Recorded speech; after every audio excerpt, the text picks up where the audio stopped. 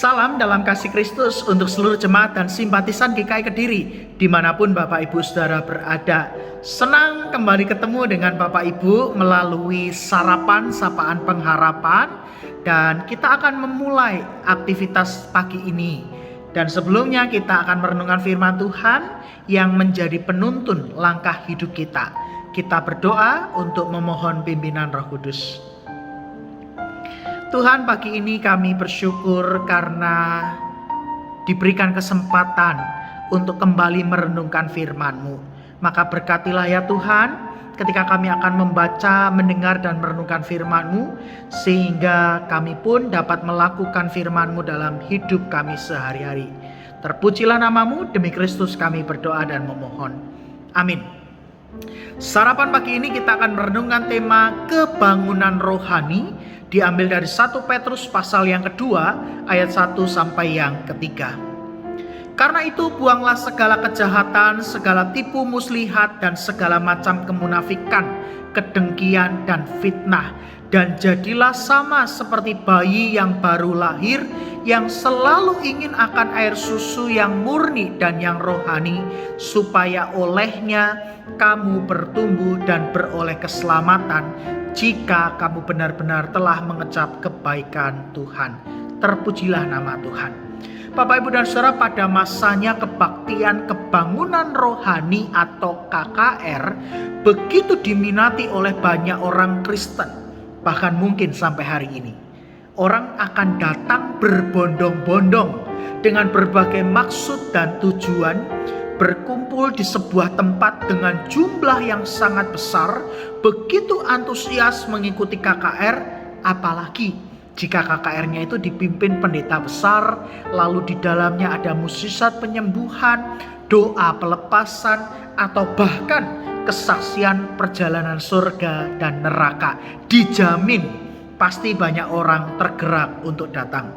Salahkah? Tentu saja tidak. Tapi jika hidup rohani kita hanya bergantung pada momen tertentu yang sifatnya khusus, bahkan spektakuler, maka jangan harap kita mengalami kebangunan rohani dalam arti yang sesungguhnya. Bacaan kita menggambarkan seperti apa hidup orang yang mengalami kebangunan rohani, yaitu mereka yang telah mengecap kebaikan Tuhan dan memperoleh karya keselamatan Allah. Bapak, Ibu dan Saudara, mengecap kebaikan Tuhan itu tidak hanya dalam momen tertentu saja toh, tapi setiap hari kita mengecap kebaikan Tuhan. Bahkan saat hidup kita sedang tidak baik-baik saja pun, Tuhan tetap baik bagi kita.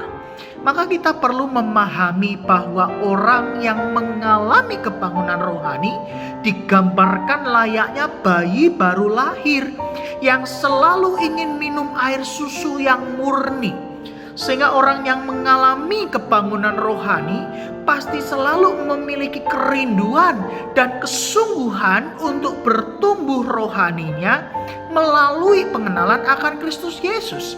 Dan pengenalan itu harus dilakukan melalui upaya yang berkelanjutan, konsisten dan bersengaja, bukan digantungkan pada momen tertentu. Bahkan kebangunan rohani yang sesungguhnya itu harus ditandai dengan perubahan hidup, meninggalkan manusia lama dan mengenakan manusia baru dalam Kristus.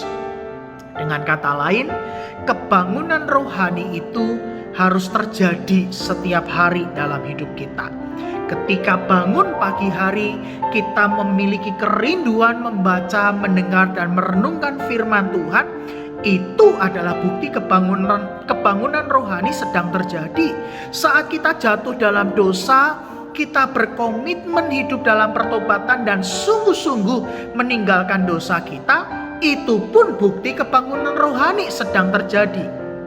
Dan sebelum menutup mata untuk tidur di malam hari, kita mampu mengucap syukur untuk segala kebaikan, dan kita memohon agar senantiasa dipakai Tuhan sebagai saluran berkat dan kebaikannya. Itu pun tanda seorang mengalami kebangunan rohani. Yang saya mau katakan, kebangunan rohani tidak boleh bergantung pada sesuatu yang ada di luar diri kita ataupun momen tertentu belaka. Sebab kebangunan rohani sejatinya ada dalam diri setiap pribadi, dalam diri kita masing-masing, karena kita sudah beroleh keselamatan Allah dan mampu mengecap kebaikan Tuhan setiap hari. Amin. Mari Bapak Ibu bersama kita berdoa. Sungguh kami bersyukur ya Tuhan untuk segala kebaikan-Mu yang hadir setiap hari. Maka dalam keseharian itulah seharusnya kami terus mengalami kebangunan rohani. Iman kami semakin bertumbuh dan kami semakin menjalani hidup yang bergantung pada Tuhan. Maka ya Tuhan, kami mohon berkatilah setiap kami, supaya masing-masing dari kami mampu untuk mengalami kebangunan rohani setiap hari.